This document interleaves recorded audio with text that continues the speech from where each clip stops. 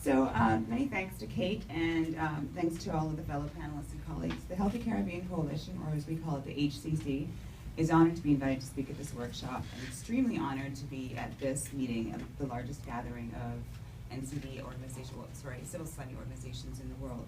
And as an alliance of CSOs representing almost 120 NCD CSOs in the Caribbean, we are aware of the potential power of civil society in shaping the architectural framework of the post-2015 development agenda. The Caribbean is among the top 4 sub-regions in the world with respect to the incidence of cervical cancer, and we have the highest incidence of HPV in the Americas.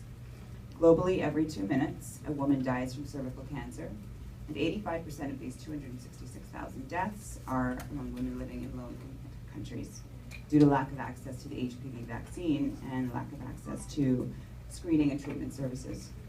Without any of these interventions, deaths are set to rise to 400,000 by 2035. In 2013, with funding from the American Cancer Society, the HCC developed and implemented a regional cervical cancer advocacy plan.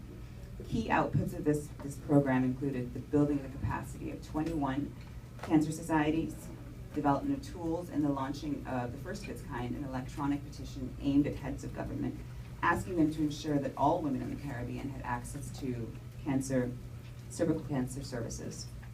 Youth advocates are using their voices and influence via social media to urge young people to sign the petition and pressure their governments to ensure universal access to the Hpv vaccine and cervical cancer services.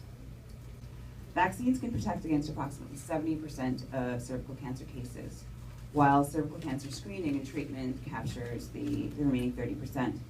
But for many poor countries struggling with weak health systems, such as we have in the Caribbean, prevention through the Hpv vaccination is better than the cure. The WHO recommends vaccination for girls between the ages of 9 to 13 years. Hpv vaccines have been available since 2007 in over 50 predominantly high and middle-income countries. Gavi, the Vaccine Alliance, is working to bridge the equity gap by supporting Hpv vaccines in low-income countries. PAHO in the Caribbean is doing this through the PAHO Strategic Fund. We know that HPV vaccines are safe and effective, and recent studies in the US and Australia have shown a decline in HPV infection by 50 to 75%. Over 175 million doses have been distributed worldwide, and government authorities such as the CDC and the FDA monitor safety and follow up on reports of serious adverse events. Despite all of this, in the Caribbean countries, only 6 of the 20 CARICOM countries offer the vaccine through the public healthcare system. HCC member CSOs are working to change this by supporting the development of HPV vaccination policies, by ensuring there's essential community education to debunk a lot of the myths that are preventing the public from accessing the vaccines, and by a direct provision of the vaccines. So through the Australian Direct Aid Program, the HCC was able to build on the successes of the ACS-funded cervical cancer advocacy work, and it resulted in, amongst other things, the screening of almost 2,000 vulnerable Caribbean women across the region, including those in indigenous populations. The program was profoundly rewarding for the HCC. Back in May, I was in Belize visiting a rural community. We met with 3 generations of women from one family, and none of them had ever heard of cervical cancer. None of them had ever had a Pap test. And cervical cancer is the leading cause of death amongst women in Belize. In Jamaica, there were 670 women living in extreme poverty, and they were screened. And we asked the director of the Jamaican Cancer Society, this was 671 women who were screened. Did this really have an impact? Because when you've got donors who are speaking to us about funding these countries, they say, oh, those numbers are so small. And she responded to us, she said, listen, there are 1 million women in this country who need to be screened, and only 20% of them are currently being covered through our public health care system. And the follow-up for test results for a Pap test is up to 1 year in the public health system. So this project was literally the difference between life and death for many of these women. A significant turning point for the HCC was in 2014 when Kate approached us and asked us to collaborate on the NCD Child Conference in Trinidad and Tobago. The experience for us was transformational. I recall sitting in the audience when Crystal Boye, an HCC youth champion living with type 1 diabetes, she shared her journey.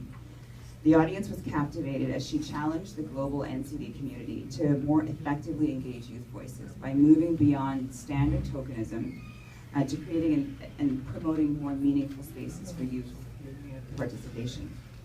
So as signatories to the official conference declaration, the HCC emerged with a renewed commitment to strengthen our work around youth advocacy.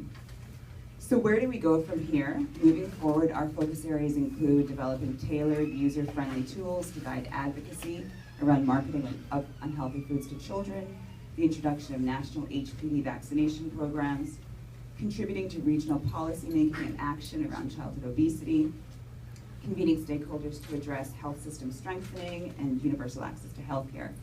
We just recently started Youth for NCDs, an online youth advocacy movement for those young people who are living with NCDs, those who are affected by NCDs, and those who are passionate about NCDs.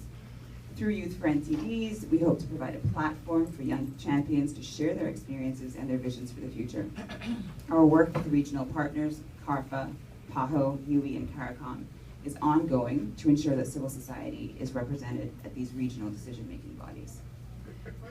It's been a privilege for the HCC to be at this meeting with CSO representatives from across the globe. There's been much rhetoric over the years, paying lip service to CSO inclusion. However, things are changing. Slowly but surely, our stock is rising, and our voices are being heard. With the establishment of the NCD Alliance and other international, regional, and national CSO alliances, increasingly we are being included at the highest levels of decision-making. As we craft the post-2015 framework, the role of the advocate is essential. We as civil society in the Caribbean have a formidable task ahead of us. Given our unique profile and our vulnerabilities as low and middle income countries and small island developing states, the reflection of our realities in the post-2015 development agenda is particularly important, as these priorities identified will guide development assistance and shape our action plans and outcomes for many years to come.